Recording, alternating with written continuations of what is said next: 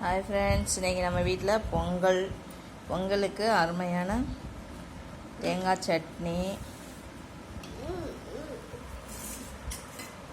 அருமையான சாம்பார் எடுத்து சாப்பிடும்போது எவ்வளோ ருசியாக இருக்குன்னு பார்ப்போம்.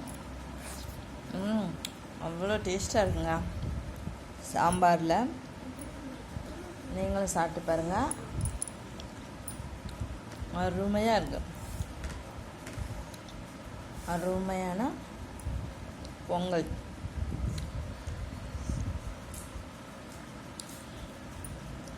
வெண்பொங்கல் நல்லா முந்திரியெல்லாம் போட்டு நல்லா கொல்லன்னு இருந்தால் தாங்க அது பொங்கல் டேஸ்ட்டே கொடுக்கும்.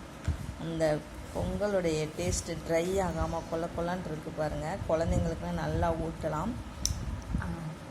சூப்பராக இருக்கும். Okay friends.